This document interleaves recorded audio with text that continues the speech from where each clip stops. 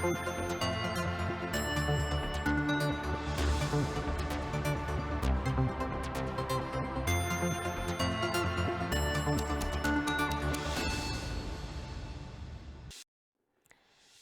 ጥዕና በለይ ከመይ ትብል ዝኸበርኩም ተመልከትና ካብ ቴሌቪዥን ትግራይ ንዕለት ረቡዕ ሰዓት 6 ፈረቓና ቀትሪ ዝበልናዮም ዜናታት ሒዝናልኩም ቀሪብና ኣለና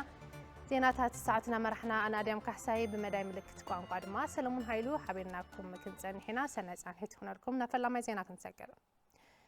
ካብ ሞትን ተደጋጋሚ ስቅያትን ክንድሕን ናብ መረበትና ክንምለስ ይግባእ ኢሎም ካብ ብዝብኢ ምብላዕ ዝተረፉ ስድራ ተመዛበልቲ ወገናት ተኸታቲልና ክንምለስ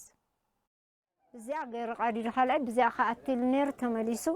نبزياتي وزيات قاتل بتقادي دعتي سدرا أيتنجاس قدي كابزوا معرب تكراي تمزابيلهم أب مأخل معقبي تمزابلتي 7 كاري يركبون زوم سدرا نبي تحساس شومنته كل تشحن 10 شومنتنا متمرز توقع ليتي فولي أقاطامي رخيبهم قبل علة 100 مكران زلو سدرا زبئينا من بريوم آتيو كم زحدرن بتصادفو محبر سب هيوتهم كم زرحنن يزاربون زعتوا بزعف دقتي أيو قاديداتيو نبزي أتو كل بوم بروعوا مثلا لا بزانا ترقيص مزوال عزينيرنا مثلا خل أنا زللي لخ عبزانا لا يكل لو زوجني أجزا قادين بتشحفرخ قات بليه حقات أم أو حنير وناي مدو كم زي مهرسي سلل اللبو كاليات تمليس بزي أخا على زياتي بزي غير قادين خلأ بزي أخا أتلنير تمليسو نبزياتي وزيات قاتل ساعات عصرت قدلي أنا بدي أدركس ودي وين سلا درجات بالعني مسيل نبر بهو تندرخ كوني مثلاً سلا حيل سلا كله وضع تمسجن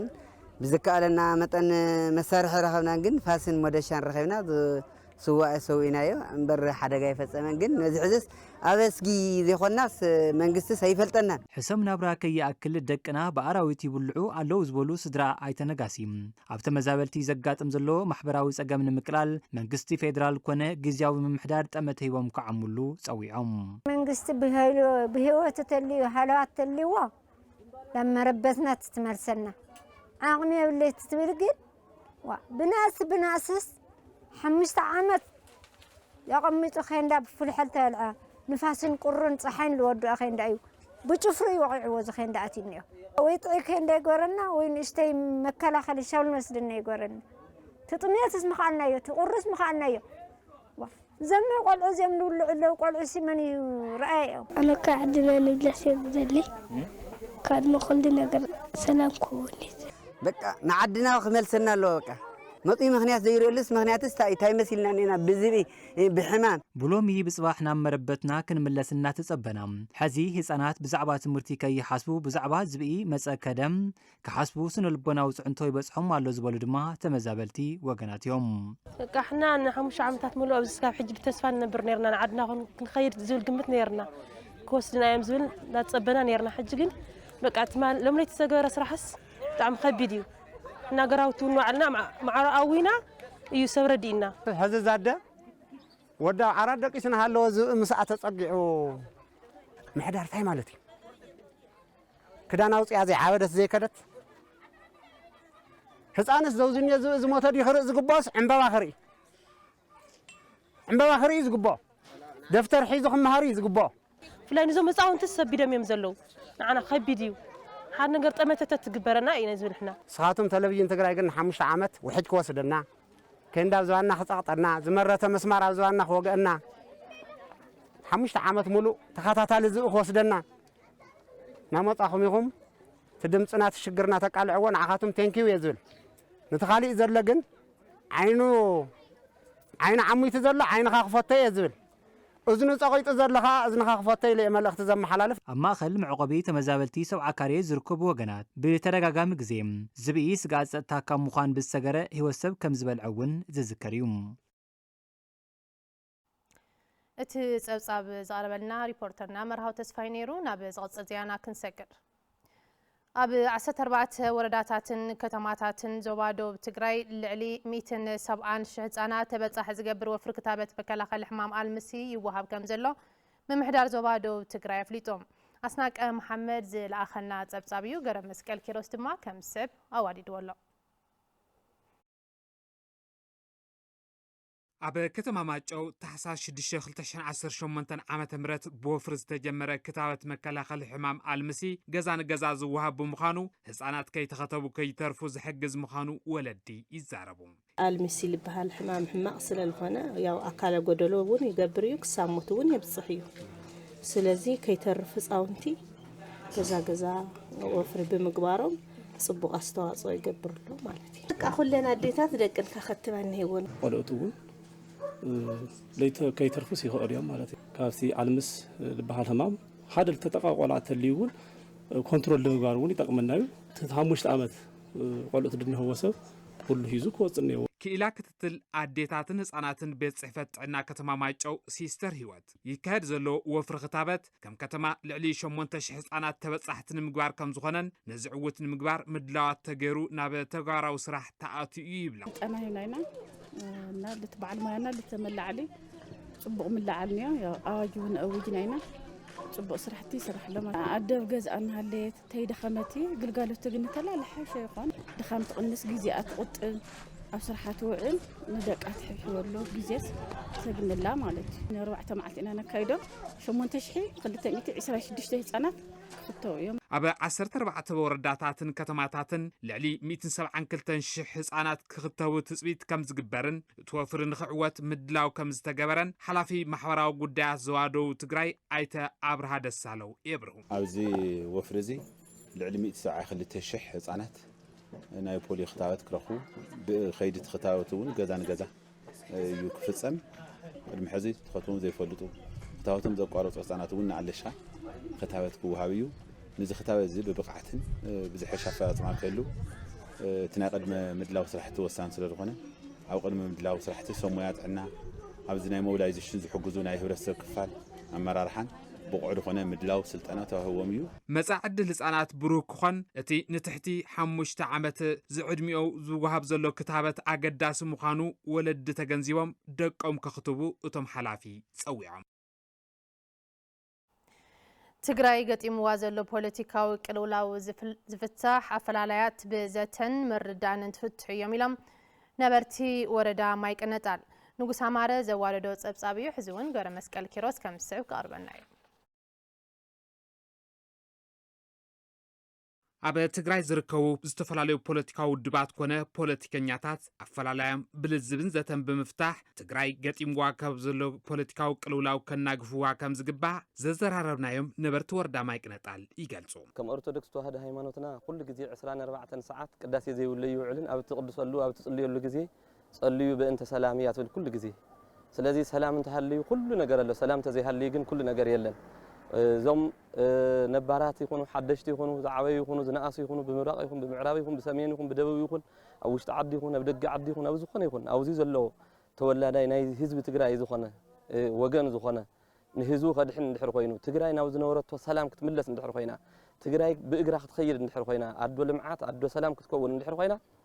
زي خونه يكون فلا لا يوم ناب حدا كم تسوي يزقبهم ناب حدا تزي موسيوم كنور يقولون كنبر ونين خلنا سلام الله ذنو عناين سلام الله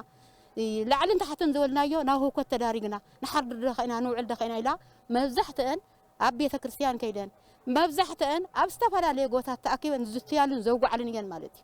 مهنياتو سلام كما يطري اترف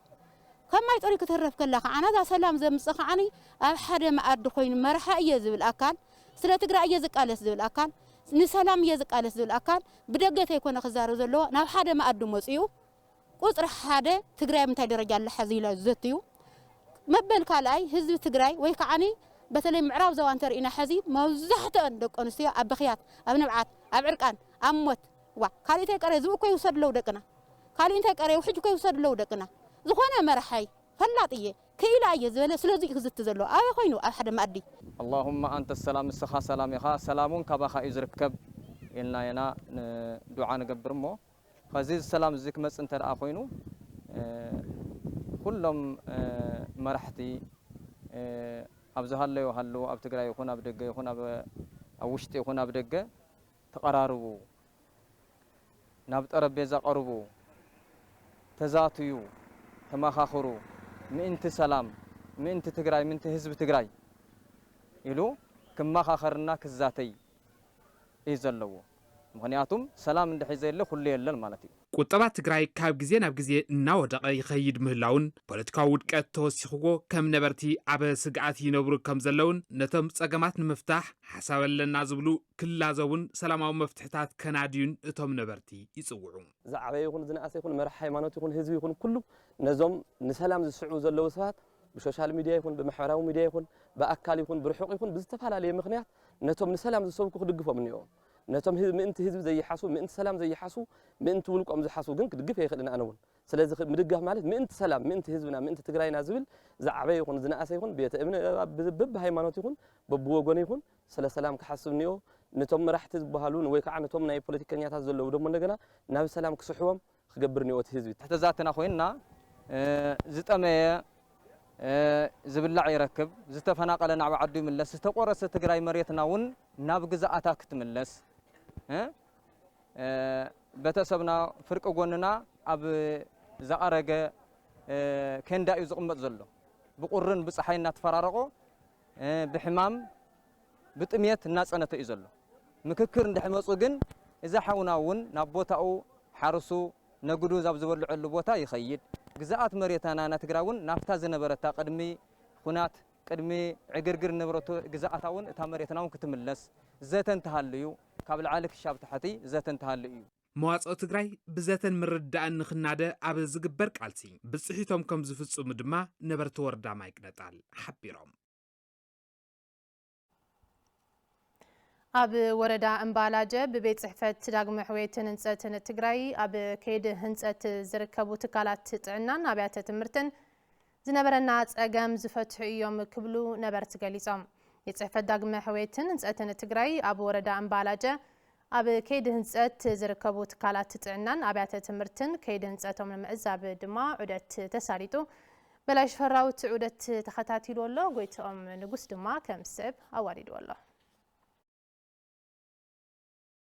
ቤት ጽሕፈት ዳግመ ሕወይትን ህንጸትን ትግራይ ብፕሮጀክት CR4 ኣብ ወረዳ እምባላጀ ጣብያ ዓይባ ተኸዓን ከተማ ዓዲስን ኣብ ከይዲ ህንጸት ዝርከቡ ትካላት ጥዕናን ኣብያተ ትምህርትን ዑደት ኣካይዱ ኣብቲ ዑደት ዝተረኸቡ ወከልቲ ሕብረተሰብ ነበርቲ ወረዳ እምባላጀ ጣብያ ዓይባ ብሰንኪ ስእነት ግልጋሎት ጥዕና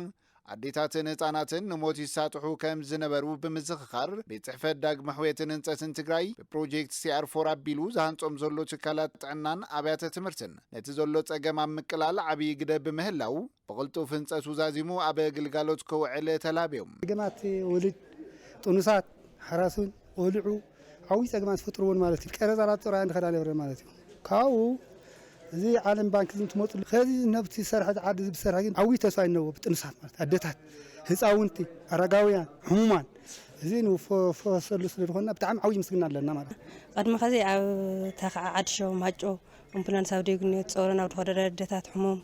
ይነብሩ ከዚ ግን እዚ ብምስራሑ ብጣዕሚ ደስ ብልና በቃ ብቁልጡፍ ሰዓትስ ስራሕ ክጅመር ነዎ ኣዴታት ተገዛእ ግልገለን ነዎ ሕሙም ተገዛእ ግልገለን ነዎ ኣብ ወረዳ እምባላጀ ኣብ 20 ጣብያታት 81 ንኡስ ፕሮጀክት ትካላት ማይ 23 ኣብያተ ትምህርትን 3 ጣብያ ጥዕናን ኣብ ጽቡቕ ከይዲ ህንጸት ከም ዝርከባን ኣብ ቀረባ እዋን ተመሪቐን ኣብ ግልጋሎት ከም ዝውዕላ ድማ ኣብ ቤት ጽሕፈት ዳግመ ሕወይትን ህንጸትን ትግራይ ኣተሓባባሪ ፕሮጀክት CR4 ወረዳ እምባላጀ ኣይተኺዳነ ገብረ ይገልጹ ጠቕላላ እዚ ፕሮጀክት እዩ 440 ሚልዮን ገንዘብ ኣለዎ ስራሕ ዘለውን ያው ቡራ ሰልዋ ዝበሃሉ ናይ 20 ጣብያታት በጀት እዩ ዘለና ኣብ 20 ጣብያት ንሓደ ጣብያ 22 ሚልዮን ኣብ 20 ጣብያ ድማ ናብ 440 ሚልዮን በጀት ጥራይ ኣብዚ ኣብ ናይ ሪከቨሪ ስራሕቲ ጥራይ ዝውዕል ማለት እዩ እዚ ማለት ናይ ህጹጽ ጽገና ከይሓወሰ ናይ ኣድሚን ከይሓወሰ ናይ ኣርኣር ከይሓወሰ ጥራይ ኣብዚ ስራሕ እዚኣተን ስራሕ ዘለዋ ስራሕቲ ንዞም ዝኣክል በጀት ይነና ማለት እዩ ኣብ ማይን ኣብ ትምህርትን ኣብ ጥዕናና ነጥፍ ዘለና እዚኣተን ኩለን ስራሕተን ከይዲ ጽቡቕ እየን ዘለዋ ማለት እዩ ኣብ ሓፂር ግዜ ብጣዕሚ ጽሬት ዘለዎ ስራሕ ከመይ ጌርካ ከም ስራሕ ዝኽእሉ እግረ መንገድና እውን ሕብረተሰብን ህዝብን ነምህረሉ ስራሕቲ እውን ለይቲ ምስ ቀትርና ኣብዚ ዕረፍትና ንሰርሕ ዘለና ማለት እዩ ብሰንኪ ኩናት ናይ ወለድ ዝተኣከበ ውዙፍ ዕዳን ምኽፋል 10 መዓልትታት ተሪፍዎም ዘሎ ማሕበረሰብ ንግዲ ትግራይ ንብረቶም ከይውረሱ ምስ መንግስቲ ፌደራል ከም ዝላዘቡ ምክትል ፕሬዚደንት ግዚያዊ ምምሕዳር ትግራይ ኣይተ ኣማኑኤል ኣሰፋ ገሊጾም ነዚ ዝተገለጸ ማሕበረሰብ ንግዲ ኣብ ዝተማሓየሸ ሓዱሽ ኣዋጅ ግብሪ 1395 ህዝባር 17 ዓ.ም ባንክ ልቃሕን ወለድን ኣመልኪቶም ኣብ ዘካየድዎ ዘተ እዩ ገነት ካሳይ ተኸታቲላትላ ማሕበረሰብ ንግዲ ትግራይ ኣብ ዙርያ ባንክ ልቃሕን ዝተዋህለለ ወለድን ከምኡ ድማ ዝተመሓየሸ ኣዋጅ ኣታዊ ግብሪ 1395 እዝባር 2017 ዓመተ ምህረት ኣመልኪቶም ፕሬዝደንት ታደሰ ወረደ ሓዊሱ ላዕለዎት ኣመራርሓ ግዚያዊ ምሕዳር ትግራይ ኣብ ዝተረኸበሉ መድረኽ ዘተ ኣሳሊጦም እቶም ነጋዶ ካብ ባንኪ ዝተለቅሕዎ ልቃሕ ምስ ወለዱ ንክኸፍሉ ብሄራዊ ባንክ ንዝሃቦም ግዜ 10 መዓልታት ከም ዝተረፈ ብምግላጽ ንብረቶም ከይውረሱ ስግኣቶም ገሊጾም ኣለቅሕናናስ ናብ ኢድና እንታይ ኣተው ኮይናት ኮይ ተኸፊቱ ትገንዘብ ኣብ ናይ ባዕለን ሕሳብ እናሃሎ እሞ ከዓ ድማ ቸክ ይወልድ ኣይተንቀሳቀስናሉ ብኣዋጅ ዓፅዮም ትናህና ገንዘብ ወሲዶም ኣብ ካሊእ ዓዲ እናነገድሉ ሓግዮም እናነገድሉ ጸኒሖም ልቃሕ እዚ ክንሓትት ከለና ናይ ጠቕላላ ህዝቢ ትግራይ ናይ ሓረስታይ ትግራይ ብዕራይ ናይ ዝተሓረዶ ሓረስታት ትግራይ ኣብ ሰዓት ዝገጥም ዘሎ ፀገማትን ዘሎ ማሕበራዊ ሽግራትን ንሪኦ ኮለና ገዛ ከካሪ እየ ዝብል ዝዓፁ ነጋዳይ ንግዲ ፍቃድ ተቐበሉን ዝብል እንተዘይኮይኑ ተስፋ ብዘለዎ መንገዲ ንቐፃል እዚኣ ክገብር እየ ዝብል ነጋዳይ የለን ውፅኢት ከ እንታይ ንኸውን ኣለና ከቢድ ናይ መናእሰይ ብርሰት ናይ ስራሕ ሰኣኖ ናይ ከቢድ ፀገማት ናብ ብዙሕ ነገር ተዳሪጉ ኣብ ትግራይ ዘሎ ዘይተረጋግዐ ፖለቲካ ፀገም ማሕበረሰብ ንግዲ ትግራይ ከይፍታሕ ዕንቅፋት ይኸውን ኣሎ ክብሉ ርእቶ ዝሃቦቶም ተሳተፍቲ ሕቶና ፖለቲካዊ መፍትሒ ዝጠልብ ክብሉ ምሕፅንቶም ኣቕሪቦም ብሄራዊ ናሽናል ባንክ ብሄራዊ ባንክ ኢትዮጵያ ነተን ባንክታት ንተኸታታሊ ናይ 3 ዓመት ክግብሩ ዝግባእ ግብሪ ሕደገለን እሞ መሓረን እሞ ሳተን ድማ ናይቲ ነጋዳይ ፀገምን ኩነታትን ሪአን ይምሓራ ኢልና ቅሪብና እዚ ኣዊዱ ዘሎ ዝተጨበጠ እዩ ክቡር ጀነራል ኣዊዱ ዘሎ መፍትሒ ክልቲአን ክፈትሐና ይከኣለን ደቅና ከይንዕቢ ንእሽተይ ከይንንቀሳቐስ እግሪ ከይንተክል ብዙሕ ፅዕንቶ ይፍጠረና ኣሎ መንግስቲ ትግራይ ግን ጎንና ክትከውን እዩ ዝግባእ ብስሩ ኣፈ ውፂኻ ክፍታሕ ኣለዎ ተባሂሉ እዩ ክለዓል ዘለዎ ምስ መንግስቲ ፌደራል ድሕሪ ውዕሊ ፕሪቶርያ እውን እንተኾነ ማሕበረሰብ ንግዲ ኣብ ቅልውላው ከም ዘሎ ዝገለጹ እቶም ተሳተፍቲ ኣብ ልዕሊ ዝተዋሃለለ ውዝፍ ዕዳ ብፌደራልን ብክልልን ዝወፁ ሓዱሽ ኣዋጅ ኣታዊ ግብሪ ኣብ ትግራይ ዘሎ ስርዓት ንግዲ ዘየገናዘበ ክብሉ ኮኒኖም ስለዚ ልዕሊ እዚ ሰብኣዊ ወቕዓ ድርኩይታይ ደግማ ዝወለድ እዚ ይመለሰሎም ጉዳይ ብሄራዊ ባንክ ሓዲኡ መዕለብ የርክብ ኢሉ ጊዜያዊ ምሕዳር ወይ ካቢነ ምምሕዳር ከይመጎተ መሊሱ ኣዋጅ ፌደራል መንግስቲ ዘምፀለ ኢሉ ኣዋጅ ኢሉ ካልእ ዕዳ ክድፍንቐና ከሎሲ መን ኣለና ዳእሞ ንሕና ተጋሩ ኢኮኖሚ ዘይብሉ ድኻ ማሕበረሰብ ድኻ ተሓሳስባ ድኻ ዓቕሚ ሒዝካ ዝተበተነ ትግራይ ንምስራሕ እዩ ዝስራሕ ዘሎ ማሕበረሰብ ንግዲ ትግራይ ንዝተዋሃለለ ዕዳ 80 ቢልዮን ብር ተሳጢሑ ከም ዝርከብ ዝገለጹ ኣተሓባባሪ ሓይሊ ዕማም ፋይናንስ ዶክተር ኣታኽልቲ ኪሮስ መንግስቲ ፌደራል ፍትሓዊ ምላሽ ክህቦም ፀዊዖም ኣብ ትግራይ ዝተኻየደ ኩናት ግን ፍሉይ ዘብሎ ናይ ትግራይ ኢኮኖሚ ብኣዋጅ ባንክታት ግልጋሎት ንከይህባ ተዓፅን ዝበፅሐና ጉድኣት እዩ ስለዚ ሕቶና ፍትሓዊ ስለዝኾነ ካብ ፌደራል መንግስቲ ከም ነጋዶ ፍትሓዊ ሕቶ ኢና نقرب لنا فتحوا من لاشينا نصب حقاون سلازخنا عبت مدرخ استرخبو مكتل بريزيدنت غزياو محدار تግራይ ኣይታማን ኢላ ሰፋ ተሪፈን ኣብ ዘለዋ ማዓልታት ምስ መንግስቲ ፌደራል ብምርድዳ ስግኣት ሰብ ሃፍቲ ንምፍታሕ ክስራሕ ኢሎም ኣብ ትግራይ ብሙሉ ነቶም ፀገማት ንምፍታሕ ዝኽእል ካፓሲቲ የለን ምስ ምልከቶም ኣካላት ተናቢብካ ከም ግዝያዊ ምምሕዳር ይኹን እቶም ማሕበረሰብ ንግዲ ብዘለዎ መወዳድባታት ምስ ፌደራል መንግስቲ ተቀራሪብካ ንምስራሕ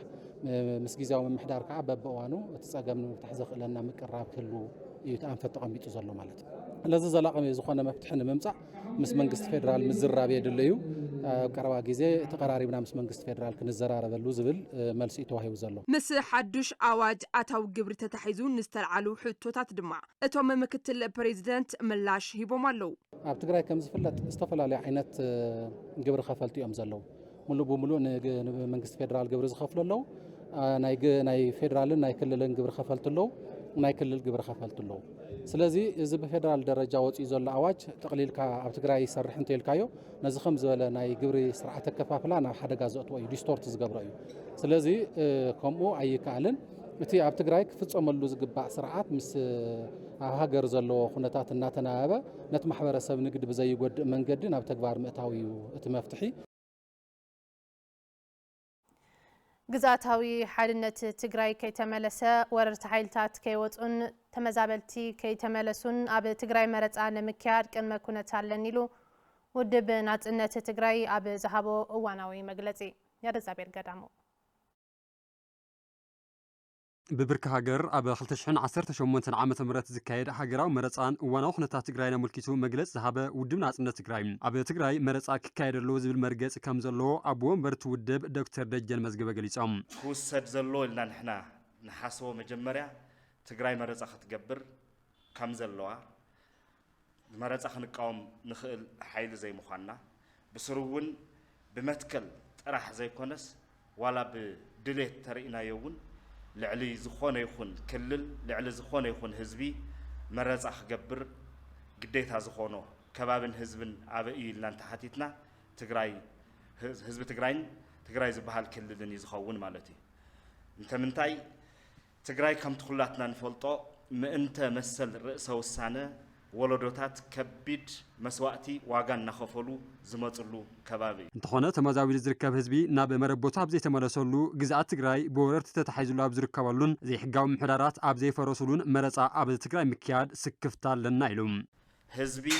ተመዛቢሉ በብከንዱኡን ላስቲኩን ተደርቢዮ ኣብ ዘለሉ ግዛኣት ሕገ መንግስታዊ ወሰን ናይ ትግራይ ኣብ ዘይተመለሰሉ ዘይሕጋዊ ምምሕዳራት በብቦትኡ ኣብ ዘለውሉ መረጻ ክንገብር ኢና ማለት መረጻ ብዝብል ሽም ካሊእ ትርጉም ካሊእ ድሌት ካሊእ ዕላማ ክህልዎ ዝኽእል እዩ ዝብል ስክፋት ክህልወና ዘገድድ ኩነታት ኣሎ ማለት እቲ ውድብ ንቦርድ መረጻ ኢትዮጵያ ዘለዎ ስክፍታታት እውን ኣቕሪቡ እዮም ጊዜያዊ ምምሕዳር ዝመርሓ ትግራይ ሙሉእ ንሙሉእ ቀይሕ ጌርካ ኣብ ምዕራብ ትግራይ ዘሎ ዘይሕጋዊ ክፈርስ ዝግብኦ ምምሕዳር ሰማያዊ ጌርካ ትዘይ ሕጋዊ ስርዓት ብመረጻ ሕጋውነት ንምልባስ ዝኽየድ ዘሎ ኸይዲ እዩ ዝብል ስጋኣት ኣለና እዚ ብሄር ምፍራስ መሬት ምምንዛዕ ህዝቢ ምምዝባል ስለ ዝኾነ ፍጹም ቅቡልነት ክህልዎ ኣይኽእልን መንግስቲ ኢትዮጵያ መሬት ትግራይ ብሓይሊ ወሪሮም ዝሓዙ ናይ ውሽጥን ናይ ደገን ዕጡቃት ከውጾም ይግባእ ኢሉ ውድብ ናጽነት ትግራይ ኣብ መግለጺ እዩ መንግስቲ ኢትዮጵያ ብፍጥነት ናይ ፕሪቶሪያ ስምምዕነት ተፈጻሚ ብምግባር ዘይሕጋውያን ስርዓታት ብምፍራስ ካብ ናይ ኢትዮጵያ ሰራዊት ወፃእ ዘለዉ ኩሎም ዕጡቃት ሓይልታት ወይ ድማ ካብ ትግራይ ክወፁ ብምግባር ቶም ምሕዳራቱ እውን ብምፍራስ ተመዛባላይ ተመሊሱ ኣፍቲ ንኹሉ ዝሓቁፍ ጊዜያዊ ምምሕዳር ተኺልካ ብኦቢልካ ክሳሰ ዝግብኦ መረጻ ዳ እምበር በዚ ህዝቢ ክየድ ዘሎ ክያዶ ኣይኮነን ዲጂን ኪም ዝተባሃለ ቅዱስ ኮርያዊ ውልቀ ሰብ ካብ ስድሩ ዝኣከቦ ልዕሊ 2 ሚልዮን ብር ምስ ወርልድ ቴኳንዶ ፌደሬሽን ትግራይ ብምትሕብባር ኣብ ከተማ መቐለ ዝርከብ ሓዳሪ ቤት ትምህርቲ ዓይነ ስውራን ህንፀት ኩዓት ጽሩይ መስተማይ የሳልጡ ከም ዘለው ተገሊጾም እቲ ዝኩዓት ዘሎ ጽሩይ መስተማይ ኣብቲ ቤት ትምህርቲ ንዝነበረ ሕጽረት ማይ ከም ዝፈትሕ ምምሕዳር እቲ ቤት ትምህርቲ ሓቢርሎ መርሃዊ ተስፋይ በዝርዝር ሒዝዋሎ ተምሃራይ ክብሮም ሓድሽ ኣብ ወረዳ ደጉዓ ተንቤን ተወሊዱ ኣብ 2013 ዓ.ም ብሰንኪ ጆኖሳይዳዊ ኩናት ምስ ወለዱን መሓዝቱን ኣብ መኼዳ ዓውደ እንዳሃሎም ካብ ጸላኢ ብዝተተኮሰ ከቢድ ብረት ክልተ ዓይንቱን ሓደ ኢዱን ከም ዝሰኣነ ይገልጽ ሽዑ ዓውዲና ነርና 6 ሰብና ነርና ኣብ ዓውዲ ጣፊና እቲና ነርና ሽዑ ሆናልና ነርና ዕሩ ነርምና ካብኡ ናብ ዝዓውደ ውፂናስ ከፊልና ነርና ከፊልና ናቆረስና ግዛዕ ነርናስ ጸላእቲ እውን ነረም እዮም ክየው ኢሎም እዮም ነረም ንእሸን ዝሞርታል ምስ ሰደዱ ካብኡ ብዞም ናብ ትግራይ ኣትዮም ዝነበሩ ጸላእቲ ዝመፁ ብናቶም ዝደውረይዎ ብናቲ ተወገዲየ እና ክልተ ዓይኒና ሓደ ኢዴ ተወቂዐ ዝርከብ ኣብ ወረዳ ዓድዋ ጣብያ እንዳ ማርያም ሸዊቶ ተወሊዳ ዝዓበየት ንእስቲ ዮርዳኖስ ወልደ ገሪማ ብሰንኪ ጆኖሳይዳዊ ኩናት ኣብ ሕርሻ ቦታኦም ተቐቢሩ ዝነበረ ቦምቢ ተፈንጂሩ ክልቲኡ ዓይንተይ ሲእነ ሓደ ኢደ እውን ተቆሪፀ ትብል መጀመርታ ንባልዕ ሒዘዮ ምስ ሓስኮ ረሲን ነይሩ ኣጋጣም ናብኦም ደሮየስ ካብስ ሚሊስ ሒዘዮ ስለሰነና ምንድሮሆ ሚሊስ ሒዘ ካብኡ ጣሒስ ገደል ምስለን ብራዘር የሚመፅዩ ጣሒስ ክትደብሩ የገሊሉስ ነዚ ሒዘ ያኖርክ ኢሊና ብራዘር ኢላ ናውዕዎ ኸዱ ናብዚ ምስደብ ደጊሞ ስደብረኸ ኢደን ዓይኒ እዞም ዘዘራረብናዮም ሰገናት ኣብዚ ሕዚ እዋን ኣብ ከተማ መቐለ ሓዳሪ ቤት ትምህርቲ ዓይነ ስውራን እናተምሃሩ ከም ዝርከቡ ይገልጹ ኣብ ዓድዋ ዝኾነ ትምህር ነይራ ናይ ዓይነ ብሬል ሰልጠነት መሰረታዊ ነገር ትምህርታ ሜራትኒ ካብኡ መፅያው ዘይዘንጋዕኹን ክኢለ ስለዝነበርኩ ናብቱ በዓይነ ማይን ሃለኹ ዘፅሕኽዎ ትምህርቲ ደረጃ ናው ጥፈሰ ገይራ ኣተኽሎ 2016 ኮይኑ ኣብዚ እንዲኣትየ ንቀደም ትምህርቲ መሃርነት ስለዝነበርኩ ብዙ ኩነታት ከዓ ኣቋሪፀ እየ ዝነይረ ምስ ኣቋረፅኩ ከዓ ከምዚ ዓይነት ትምህርቲ ኣሎ ኢሎም ሓቢሮም ለይ ናውዚ መጽ 2016 ናውዛቴ ማለት ያው ዛቴ ከዓ ኣናውዝ ብምእታዊ ኣና ሕጉስ ብጣዕሚ ማለት ከመን ዮርዳኖስን ክብሮምን ዝኣመሰሉ ብተፈጥሮውን ሰብ ስራሕን ኣካላዊ መጉዳእቲ ዝበፅሖም ወገናት ተቐቢሉ ኣብ ምሕብሓብን ምምሃርን ዘሎ ሓዳሪ ቤት ትምህርቲ ዓይነ ስውራን መቐለም ኣብቲ ቤት ትምህርቲ ሕፅረታት ኣገልግሎት ከም ዘሎ ይገልጹ ብፍላይ ድማ ሕፅሪ መስተማይ ማይ ብጣዕሚ ትሽግረና ነይሩ ብዙሕ ፅሬት ይነበረን ማይ ተታልዩ ፅሬት ክእል እዚ ድርጅት እዚ ብምእታውና ሕጉሳት ንሃለና በቃ ملك حجز نكايت خون قاعد زجرك الله بزحك قدلتها الله ناشنتي تسجم الله نايمة تسجم الله كل تقنا سلسة أنا زي موصل المانير ببوت يات مصنيرة بوت شكوت مصخات شجرنا نصبنيرنا مال نتيجة أجمع مسترد قدوس كوريا وزيج الناس اللوم دوجين كيم مسور للتيكاندو فيدريشن تجراي بمتحبار كابس دراو زعكوا بالعلي 3 مليون بر هنسات قعت مايكس هالت رخيمنا يوم. 제가 첫 번째 방문했을 ኣብ ሓዳሪ ቤት ትምህርቲ ዓይነ ስውራን መቐለ ዝርከቡ ቴካንዶ ዝሰርሑ ዓይነ ስውራን ተምሃሮ ንምርኣይ ክልተ ግዜ መፅእ ነይሮም ጉድኣት ኣካል ኮይኖም ዝሰርሕዎ ስራሕቲ ብምርኣይ ስለስተ ሓኩስኩ ድማ ሓደ ነገር ንክገብር ወሲኖም ካብቶም ካልኦት መሰረታዊ ሕፅረታት ድማ መስተ ፅሩይ ማይ ንምኹዓት ወሲኖም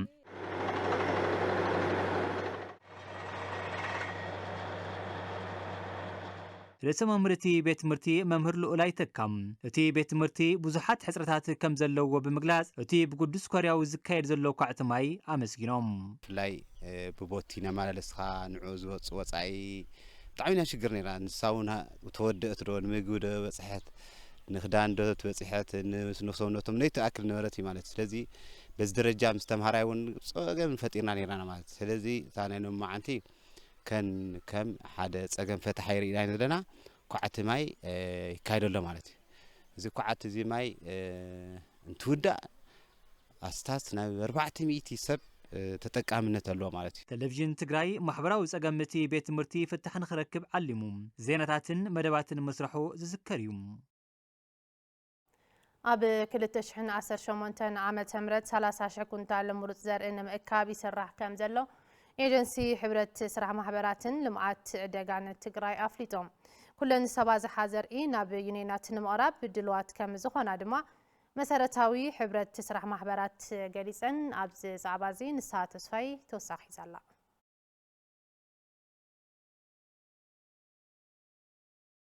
ኤጀንሲ ሕብረት ስራሕ ማሕበራትን ልምዓት ዕደጋን ትግራይ ምስ ፕሮግራም ምጥንኻር ስርዓት ምግቢ ብምትሕባር ምስ መባዝሕትን መቕረብትን ምሩጽ ዘርኢ መሰረታዊ ሕብረት ስራሕ ማሕበራትን ዩኒየናትን ናይ ዓቕሚ ምዕባይን ቅድመ ምድላው ምእካብ ዘርእን ዘድሃበ መድረኽ ኣብ ከተማ ዓዲግራት ኣሳሊጡ ካብ ዝተፈላለዩ መራብሕቲ ምሩጽ ዘርኢ መሰረታዊ ሕብረት ስራሕ ማሕበራት ተሳተፍቲ ዝኾኑ ወገናት ካብ ዓውዲ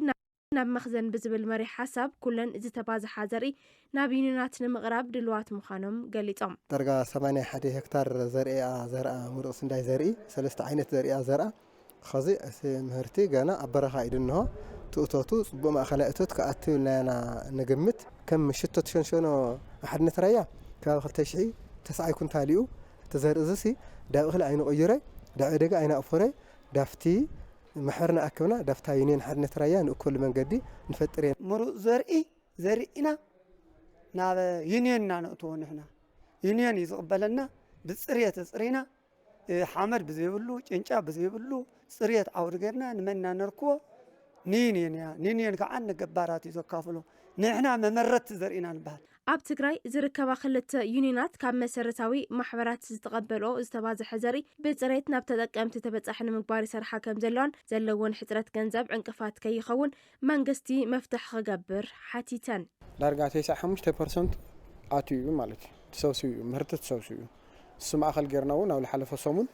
ሰሙያ ካብ ወረዳ ጀሚርና ናይ ማሕበር ኣመራርሓ ኣብ ዩኒየን ፀዊዕና ኣብ ሓድነት ራያ ኣብ ቤት ፅሕፈት ማእኸል ገርና ያውና መረዳእ መድረኽ ኣካይድና ኢና ማለት እዩ ኩሉ ሓረስታይ ማዕረ ተሓሳስባ ይብሉን ተዘፍረየ ዘርኢ ሓቢእኻ ንገዛኻ ምውሳድ ሓደ ፀገም ኣሎ እዩ ካሊእ መካናይዜሽን ያው ትሬሸራት ብበዝሒ ስለዘይእትና ኣብ ትሬሸራት ናይ ምጥቃም ከይዱ እውን ንእሽተይ ፍፅሬት ዘርኢ ናይ ባዕሉ ዝኾነ ናይ ብኽነት ዘርኢ እውን ናይ ባዕሉ ዝኾነ ፅልዋታት እኒአዎ ገንዘብ ሕፅረት ስለልኒዮ መንግስት እውን ነቲ ናይ ዘርኢ ትኩረት ክህብዎ ብግልጽ ማለት እዩ 44 ሚልዮን ልቃሕ ወሲድና 44 ሚልዮን መሊስና ኢና ኣብ ሎም ዓመት ግን ስጋኣትና እንታይ እዩ ልቃሕ የለ ከም መንግስቲ ማለት እዩ ኣብ 2018 ዓመተ ምህረት 30,000 ኩንታል ምሩፅ ዘርኢ ንምእካብ ይስራሕ ከም ዘሎን መሰረታዊ ሕብረት ስራሕ ማሕበራት ክጠናኸራን ጠለባትን ክማልአለን ምስ ዝምልከቶም ከም ዝስራሕ ዝገለጹ ሓላፊ ኤጀንሲ ሕብረት ስራሕ ማሕበራት ልምዓት ዕደጋን ትግራይ ኣይተ ገብረመድህን ሓጎስ እዮም። ኣብዚ ዓመት እዚ ከባቢ 30,000 ኩንታል ዝተፈላለዩ ክሳብ 4-5 ዝኾኑ ዓንዲ ፍርያት ምሩፅ ዘርኢ ንምእካብ ኢና ትልሚ ሒዝና ዘለና ይኹን እምበር ማሕንቆታት ኣለዉ እዚ ሓረስታይናውን መፍረይነቱ ጽቡቕ እዩ ብዙሕ ናይ ምሩፅ ዘርኢ ዓይነታት ኣለዉ እዮም ነዚ ዘድሊ ናይ ፋይናንስ ጸገማት ኣሎ እዚ ናይ ፋይናንስ ጸገማት ገሊኡ ብልቓሕ ገሊኡ ድማ ምስ ደገፍቲ ኣካላት ብምርድዳእ ተን ዩኒየን ሕብረት ስራሕ ማሕበራትናን መሰረታዊ ሕብረት ስራሕ ማሕበራትን ረኺበን እቲ ዝተባሃለ ሽቶ ገዚአን ነቲ ሓረስታይና ዝኸውን ዓብዪ ዓቕሚ ዝኸውን እዚ ኣቕሚጥናዮ ዘለና ሽቶ ንምእካብ ምስ ሕብረት ስራሕ ማሕበራት ናይ ቦርድ ኣመራርሓ ምስ ሕብረት ስራሕ ማሕበራትና ዩኒየና ስራሕ መካየድቲ ምስ ወረዳታትን ዝምልከቶም ናይ ክልል ኣካላትን ብሓባር ገምጊምና ኣለና መደብ ተኸፋፊልና ኣለና ውጽኢት ድማ ቀሲልና ንሪኢና ማለት እዩ صابركم تملكتنا زيناتات تلفزيون تግራይ ሕዙንና ኣጸልዮም ካብዚ ኣስዒብና ድማ ዜናታት ስፖርት ሰዓት መሳርሕና ክብሮም ተስፋይ ድሕሪ ሓፃር መሰጋገሪ ይቀርበልና እዩ ሓቢርና ንከታተል የመስግና ዲያ መድኃነ ጸኒኹም ዝኸበርኩም ተመልከትና ናይ ውሽጣ አድና ወጻን ስፖርት ጉዳያት ካብ ቴሌቪዥን ትግራይ ጀሚሩሎ ንምክታልኩ መቀደመ ዝመስግን ክብሮም ተስፋይ ዝርዝር ብዝሓዝናልና ውሽጣ ዓዲ ዛዕባ ክጅምር ከለኹ ንኩዕሶ እግሪ ደቂ ኣንስትዮ ዝወሃብ ተመተ ትሑት ምዃኑ ሰልጠንቲ ኩዕሶ እግሪ ከተማ ሓውዜን ገሊፀን እቲ ዝቐረበ ሕቶ ልክዕ ምዃኑ ዝገለጸ ዘፈር ማሕበራዊ ልምዓት ከተማ ሓውዜን ብወገኑ ምስ ዝተፈላለዩ ኣካላት ብምውዳድ ዘለዎን ጸገማት ንምፍታሕ ክሰርሕ ይርሎ ብርሃነ በየነ ኣብ ፕሮጀክት ኩዕሶ እግሪ ከተማ ሓውዜን ተሓቂፈን መሰረታዊ ስልጠና ኩዕሶ እግሪ ወስዳ ዘለዋ ወጋሕታ ገረዚሄር አቢሲኒያ ሙእዝን ማህሊት ገብረ ጻዲቅን ዝወሃበን ዘሎ ስልጠና ኩዕሶ እግሪ ጠንኪረና ምስራሕ ከም ዝርከባ ይገልጻ ሓሪፍ እዩ ኣሰልጣናውን ብሓሪፍ መጠን ኢለ ሰልጥነና ኣሎ ካብኡ ኣብ ትርፍ ሰዓት ናብ ትምህርቲ ስልጠና ንወስድ ካብኣሶም ሮል ብቻ ያለን ስልጠነላ ትሬኒንግና ጽቡቕ እያ ሰልጣንና ብጣዕሚ ስለለ ሰልጥነና ንሕና ድሌት ኣለና ግን ብዙሕ ጸገማት ኣለና ሓሪፍ እዩ ብኣገው ኢና ንጥቀም ኣሰልጠና ኣሎ ብስነ ስርዓት ኢለ ሰልጥነና ዝወሃበን ትኹረትን ድጋፍን ትሑት ምዃኑ ዝገለጻ እዘን ሰልጠንቲ እቶም ዘለዎን ሕፅረታት ክማልኡለን ዝሓታ ኮይነን ዝወሃበን ዘሎ ስልጠና ግና በርቲዐን ብምስራሕ ኣብ ዝሐሸ ብርኪ ናይ ምብጻሕ ዕላማ ከም ዘለዎን ይዛረባ ሓገዝ የድልየና ምንም ዓይነት ሓገዝ ዝገብሩልና ነገርስ የብሎም ይወረዳ እና ሓገዝ ክገብሩልና እንደሊ ኣብ ንእሽተይ ጋንታ ጀሚራ ናብ ዓብዪ ጋንታ ክንሸግርና እንደሊ ብልጥ ተጫዋቲት ክኾንና እንደሊ ተጫዋቲት ኩዕሶ እግሪ ኮይና ወኪላ ንትግራይና ዓብዪ ደረጃ ከብፅሕ يلدلي علمانا كا لا على الدرجة نصح حاوزين لا بشمنا نصوعنا ندلي ጸገማት ተጻዊሮም ንቐጻሊ ዓመን ዘዕብያሉ ስልጠና እናሰርሓ ምዃነን ዝሓበረ ምክትል ኣሰልጣኒ ፕሮጀክት ኩዕሶ እግሪ ደቂ ኣንስትዮ ከተማ ሓውዜን ገብረ ህይወት ወልደ ገብርኤል ንዘለዎን ሕፅረታት ዝምልከቶ ኣካል ድጋፍ ክገብረሎም ሓቲቱ ጽቡቕ ንሰርሐለን ጽቡቕ እዩ በቃ መዓልታዊ ሰሙን 4 ኢና ካብኡ ኣሰራርሓ እንጠቅም ኢና ንሰርሐለን ጽቡቕ እዩ ኣሰራርሓ ጸገማት በቃ ምንም በጀት ልባህል ይብልና ኢና ማንም ሓንቲ ዓድግራት ሓንቲ ጥራሕ ኸይድና ሳውን ብግልና ኢና ማልያ ልባህል ዕጥቂ ገለ ይብልና ኩዓሳስ ይብልና ምንም በቃ ኣነ ውዝለለው በዓል ሃፍቲ ይኹኑ ለለው ዝመሓዳር ይኹን በቃ ሞጺል ክትትል ገብረልና ለክሕግዘና ክብል ደሊ ደቂ ኣንስትዮን መንበርትታ ዕናውቲ ስፖርት ኣብ መምላእን ብዝድሊ ሓገዝ ከም ዘየለን ንቐጻሊ ግና ኣብ ከባቢኦም ዝርከቡ ሰብ ሃፍትን ትካላትን ብምርዳእ ዘድሊ ሓገዝ ከም ዝግበር ዝገለጸ ድማ ሓላፊ ዘፈር ማሕበራዊ ልምዓት ከተማ ሓውዜን ኣይተ ገብረ ህይወት ሃይለ ማርያም እዩ ናይ ደቂ ኣንስትዮ ናይ ኩዕሶ ቡድን ብጣዕሚ ዝወሓደ እዩ ካብኣተን ሓንተላ ብከተማ ሓውዜን ግን ድማ ክሳብ ሕዚ ሓደ ናይ ኩዕሾን ናይ ሰው ሃፍትን ላተኣኻኸብና ንገብሮ ውሱን ሓገዛት ኣሎ ግን እኹል የኾነ ይሱ ዝቐጻሊ ፕሮጀክት ቀሪጽካ ምስ ዝምልከቶ ኣካል ምስ ሰው ሃፍቲ ምስ ማሕበረሰብ ዝነባሪ ኣብ ደገ ውሽጥን ዓድን ዘሎ ማሕበረሰብ ኣዛቲኻ ካብኡ ብላዕሊ ምስራሕ ዘድልዮ ምዃኑ እሕና ንወስድ ኢና እቲ ምንቅስቓስ ግን ዋላ ቅድሚ ሕዚ እዚ ልባህር ርኡይ ለውጢ ይነምፅእ ዝቐጻሊ ግን ከምኡ ዓይነት ትልምታት ዝሓዝና ምዃንና እዩ ማለት እዩ ፕሮጀክት ኩዕሶ እግሪ ደቂ ኣንስትዮ ከተማ ሓውዜን 25 ሓይሊ ሰብ ብምሓዝ ብደረጃ ዞባ ኣብ ዝካየዱ ውድድራት ንቑሕ ተሳትፎ እናገበረት ትርከብ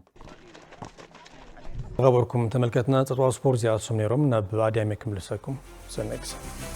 يمسكن كبرم خبركم تملكتنا نسعت حزنا يوم زيناتات بزينا كنزازم سنة سنحكم نمكت تالكم قبل بينا نمسكن ببزلكم وسنة معتكم لكم تمنينا سنكس